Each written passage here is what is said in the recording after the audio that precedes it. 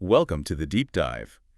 Today we're looking into something that's, well, really opening up investment opportunities. REITs, real estate investment trusts. That's right. For a long time, getting a piece of those big commercial properties, the shiny office buildings, shopping centers, that was really just for the big players, Yeah. right? Huge capital needed. But REITs, they're changing that completely. Think about investing in those same assets, but maybe starting with figures we've seen mentioned are around 5,000 rupees, maybe even just 300 for a single unit. It really brings commercial real estate investing to, well, almost everyone, democratizing it, you could say. And the timing seems interesting too, especially in India. Oh, definitely. We're seeing real momentum. Just a few years ago, what was it? One listed REITs. Just one, yeah. And now we're at 4. And honestly, all the signs point to more growth. The whole commercial real estate sector here is booming. So that's what this deep dive is about. We want to get into what REITs actually are. Why are they taking off in India now?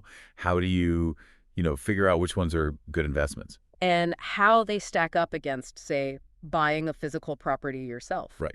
Because REITs seem to offer some real pluses there, like being easier to get into and out of. Liquidity. Yeah, liquidity is a big one. And, Indian investors often love property. REITs just offer a different, maybe more manageable way into the commercial side. And to help us unpack all this, we're using insights from places like Zerodha Varsity and Markets by Zerodha.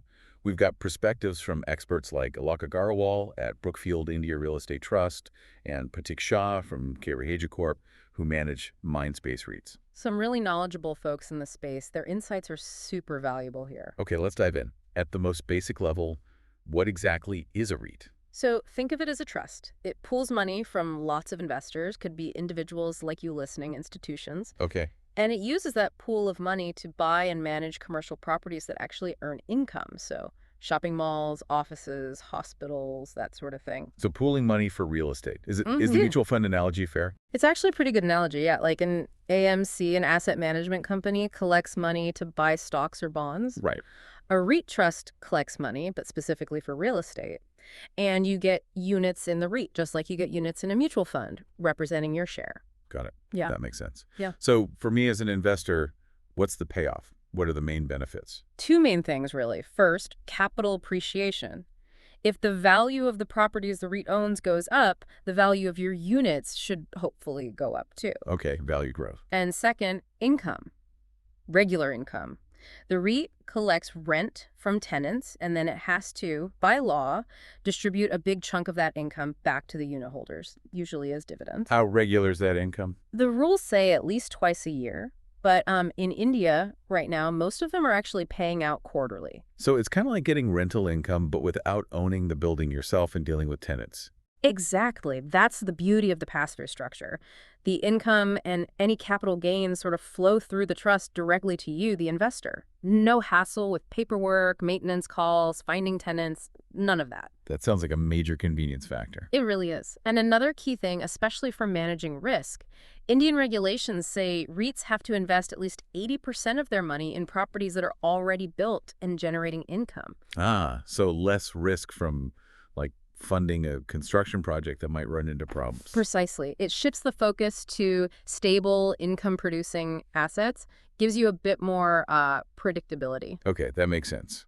So we're seeing this growth spurt in India. What's driving it? Why now? Well, there are a few big factors. India's position in global outsourcing is huge. We've got, something like 51% of the global market share? Wow, that much. Yeah, and that translates directly into massive demand for office space. We're talking around 80 million square feet leased annually. It's a lot. And that's just outsourcing. That's a big driver. But you also have the growth of global capability centers, GCCs, tech companies expanding, plus just the overall Indian economy growing at around, say, 7% GDP. All that needs physical space. So the REIT growth is really tied into India's broader economic story. Absolutely. And it's interesting, right now, the market here is mostly office REITs. There's only one retail REIT currently listed. That reflects where the big demand has been. It definitely feels like there's a lot more room for this market to grow, doesn't it? Oh, for sure. Look at the U.S. market. Thousands of REITs, market cap in the trillions of dollars. Compare that to India. 4 REITs, maybe $12, $15 billion total market cap. That's a huge difference. Huge potential runway for growth here. We're really just scratching the surface. Okay, so let's compare this directly. Someone knows about buying, say, an office building or a shop directly. How is investing in a REIT unit different? Big differences. Liquidity is probably the first one. Buying or selling REIT units. It's like trading stocks. You can do it quickly on the exchange. Right, much faster than selling a physical property, which can take ages. Exactly. Selling commercial property is a whole process. REITs give you that ease of entry and exit. Then there's professional management, Meaning? meaning you're not the landlord. The REIT has professional managers, an investment manager, property managers handling everything, finding tenants, maintenance, collecting rent, all that stuff. So it's pretty hands-off for the investor. Largely, yes. And REITs usually own a portfolio of properties, so they get benefits of scale. They can negotiate long leases, often with big multinational companies, and those leases often have rent increases built right in. Built-in increases, like automatically going up each year. Yeah, often something like 5% to 8% annual escalation is written into the contracts. That helps income grow predictably and kind of hedge against inflation. That's a nice feature. What about costs? Buying physical property has lots of costs. Right. With REITs, transaction costs are way lower. You don't have the brokerage fees, the stamp duty, property taxes directly, or those ongoing maintenance headaches and costs. And the entry ticket is smaller, as we said. Much smaller. You can buy just one unit if you want. Makes it accessible to way more people than buying a whole building. Okay, so easier access, liquidity, professional management, lower costs. That's a strong case versus direct ownership for many people. So if I'm interested, how do I actually analyze a REIT? What should I look for? Good question. It breaks down into a few key areas. You need to look at the portfolio, the financials, the debt situation, occupancy and leases, and finally, valuation. All right, let's take those one by one. Portfolio evaluation. First, what kind of properties does it own? Office, retail, industrial, a mix. Then, where are they?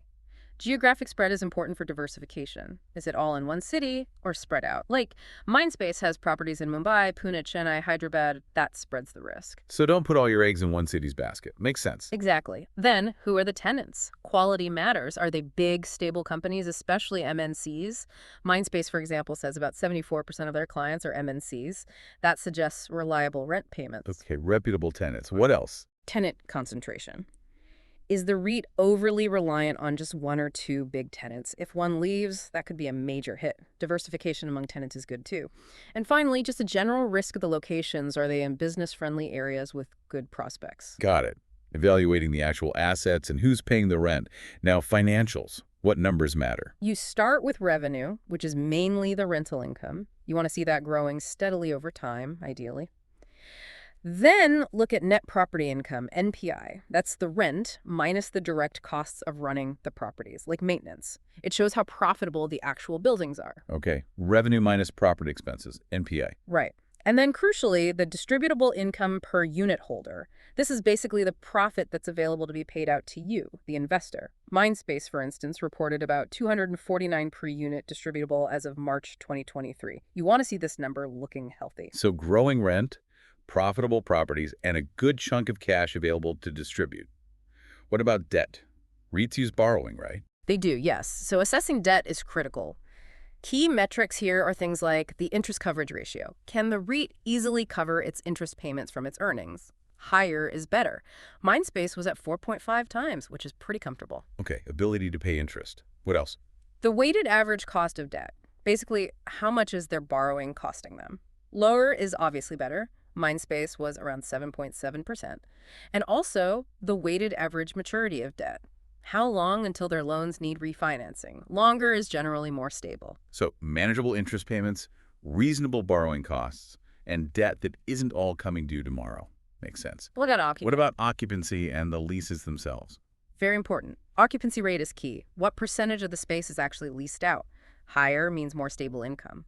You want to look at the trend, too. Is occupancy going up or down? Stable or rising occupancy. Check. Then, weighted average lease expiry, or WALE. This tells you, on average, how long the current leases have left to run.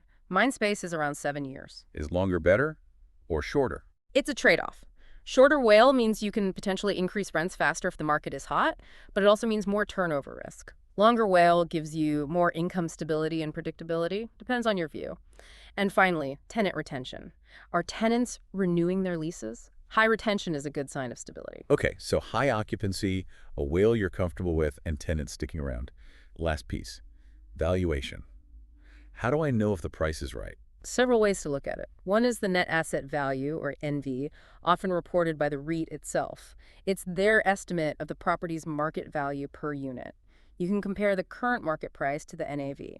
Mindspace's NAV estimate was around 371.5100. So if the market price is below NV, it might be a bargain. Could be, but it's just one indicator and it's the company's own estimate.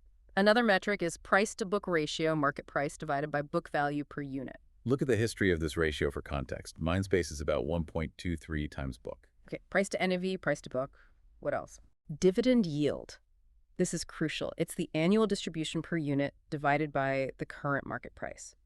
So what return are you getting as income? Mindspace was around 6.2%.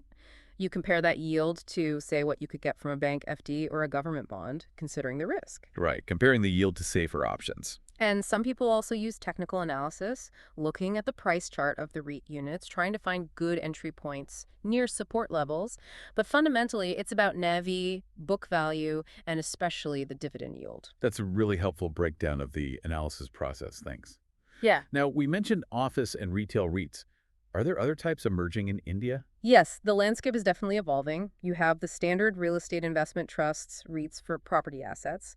Then there are infrastructure investment trusts, INVESTs, which focus on things like roads, power lines, infrastructure. Okay, REITs for buildings, INVESTs for infrastructure. And recently, SEBI introduced rules for small and medium REITs, or SM REITs. These focus on smaller properties, maybe valued between, say, 50 crore and 500 crore. Interesting. So smaller scale real estate. Exactly. They offer exposure to a different segment. Might be more concentrated bets, potentially higher growth, but maybe less diversification than the big REITs with huge portfolios. So possibly a different risk-reward profile with SM REITs? Could be, yeah. And looking ahead, we'll likely see more specialization, like in global markets. Think data centers, warehouses. Those sectors are growing fast in India. We might see specific REITs for those. Data center REITs. That makes sense with digitalization. For sure. Some existing REITs already hold some data center assets, and there's already a warehousing invite, actually. We might also see more composite REITs that hold a mix of different asset types. So growing diversity in the types of REITs available. Now, how do these REITs get money to grow? If they pay out most of their income, where does expansion capital come from? Good point. Since regulations force them to distribute, typically 90% of cash flow semi-annually, they often need to raise money externally for growth, like buying new buildings. How do they do that? Two main ways: equity and debt. Equity means selling more units through IPOs initially, maybe follow-on offers later, or placements to big investors like QIs or private placements. Similar to regular companies raising equity. Okay, selling more shares, or units in this case, and debt. They can issue bonds at the main REIT level, or more commonly, perhaps, the debt is taken on at the level of the special purpose vehicles, the SPVs. These are the actual entities that own the properties. SPVs. Why the distinction? Well, currently in India, banks aren't allowed to lend directly to the REIT entity itself, but they can lend to the SPVs that hold the assets. That might change, but for now, that's how a lot of the debt financing works. Interesting structure. So when they raise this money, equity or debt, and buy properties, how do we know if it's a good move for us investors? What are the risks? The key word is accretive. Any acquisition needs to be accretive. That means it should actually increase the distribution per unit for existing holders and ideally the NAV too. So the deal has to make existing investors better off. Right. The risk is they might overpay for a property or buy something in a weak market or a building that doesn't perform well. That would dilute value instead of adding it. And are there safeguards against that? Governance rules? Yes, thankfully. The Indian regulations have strong governance built in. There are limits on how much debt they can take, a maximum 49% loan to value, and they need unit holder approval and credit ratings to go above 25%. That keeps leverage in check. Okay, debt limits. Plus, rules about independent valuations for related party deals to avoid conflicts of interest. And unit holders get to vote on major decisions. And remember, these office REITs showed resilience even during the pandemic, collecting most of their rent. That speaks to the quality. Seems like a pretty solid regulatory foundation. Now, what about interest rates? They've been a big topic globally. How do rising rates affect REITs here? It's definitely a factor. Higher interest rates mean higher borrowing costs for REITs with floating rate debt, which can squeeze the cash available for distribution. And higher rates can sometimes put pressure on property valuations too. So potentially lower payouts and lower asset values. Potentially, yes. But there are counterpoints. Indian REITs tend to run with lower debt levels, often below 40% loan to value, well under the 49% cap. That provides a cushion. Layer leverage helps absorb the shock. Exactly. And if you look historically, especially in the US market, REITs have sometimes actually outperformed during rising rate periods. Really? How does that work? Because real estate, especially with those built-in rent escalations we talked about, can act as an inflation hedge. If inflation is pushing rates up, it might also be pushing rents up, which helps offset the higher borrowing costs. Ah, so rising rents can counteract rising interest costs. Ah. Interesting dynamic. Okay, let's talk taxes. Crucial for any investment. How does REIT income get taxed in India? It's actually quite efficient, generally speaking. It's designed for single-level taxation. So the distributions you get, Yeah. the part that's classified as a dividend, is usually tax-free in your hands. Dividend part is tax-free. Okay. The part that's considered a return of capital is also generally tax efficient. But if part of the distribution is interest income passed through, that part is taxable at your normal income tax slab rate. So, mostly tax efficient, but watch out for the interest component. What about selling the units, capital gains? It follows the equity structure. Hold for less than a year, sell at a profit. That's short-term capital gain, taxed at 15%. Okay. Hold for more than a year. That's long-term capital gain. It's taxed at 10%, but only on the gain above 1 lakh per financial year. So, same as equities. That seems pretty favorable compared to, say, taxes on physical property sales or even dividends from some regular companies. Yes, the tax structure is generally seen as one of the attractive features of REITs in India. All right. So, for someone listening, maybe thinking, okay, this sounds interesting, I want to start, what's your advice? How should a beginner approach REITs? First step is education. Really understand the basics we've talked about. Then look at the specific REITs available. Understand their portfolios, what properties, where are they, who are the tenants. Do the homework on each one. Absolutely. Do your due diligence. That being said, the current listed REITs in India are generally well regarded, managed by reputable sponsors, so it's a decent starting pool. And then just jump in. Maybe start small. Invest an amount you're comfortable with, see how it goes, get familiar. You can always increase your investment later as you get more confident. Remember, it's likely a long-term growth story for the Indian market. Start small, learn, grow the allocation over time. Sensible approach. Let's touch on the overall regulatory environment again. You said it's strong. Yeah, it's considered quite robust. SEBI's done a good job aligning it with international standards, particularly Singapore, which has a mature REIT market. And strong governance rules. Very much so. Things like the 80% completed asset rule, the mandatory distribution, the rules on related party deals. These are often stricter than for regular listed companies. It's built to protect investors. And there are industry bodies involved, too. Yes. The Indian REIT Association, IRA, plays a big role in awareness, governance standards, policy advocacy. And for the new SM REITs, they're setting up a self-regulatory organization, an SRO, to boost transparency and trust there. More oversight is good. Any other tools for investors? Actually, yes.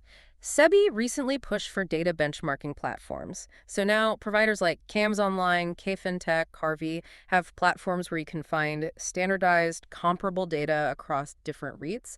Makes analysis easier. That's fantastic. Easy access to comparable data. Which cities are the main hubs for these REIT assets right now? For the office REITs, the big concentrations are in Mumbai, Pune, Delhi NCR, Kolkata, Chennai, Bangalore, and Hyderabad. The retail REIT might have a wider spread, maybe into Tier 2 cities too. Okay. What about Gift City? Any REIT action there? It's still being discussed. Listing REITs in Gift City has tax and regulatory implications that need ironing out, so nothing listed there yet. And investing in overseas REITs, or vice versa, is possible, but depends on specific RBI and SEBI regulations at the time. So, areas to watch. In between REITs and InvAtes, is one generally easier for a retail investor to get their head around? Maybe REITs are slightly more intuitive for many people, especially office and retail REITs. We all see and use offices and malls. Infrastructure like power lines might feel a bit more abstract, perhaps, but both structures are relatively straightforward once you grasp the basics. Familiarity helps, I suppose. Okay, this has been really comprehensive. If we were to sum up the key takeaways for listeners. I'd say REITs offer a practical way to get into commercial real estate. You get potential for regular income, potential for capital growth, plus liquidity and professional management. And the tax structure is pretty attractive, too. And the outlook in India seems strong. Definitely. With economic growth, urbanization, the potential is significant. Experts really see REITs becoming a much bigger part of the investment landscape here. the number of investors is still tiny compared to mutual funds, so there's huge room to grow. It's an interesting thought. Could the REIT market's growth sort of track India's overall growth story in the years ahead? It could become a really core asset class for many. I think that's a very real possibility. Well, if this has sparked your interest, definitely check out resources like the Indian REIT Association's website and those new data platforms from KMS, KFinTech, Carvey for more research. We'll be back soon with another deep dive. Thanks for tuning in.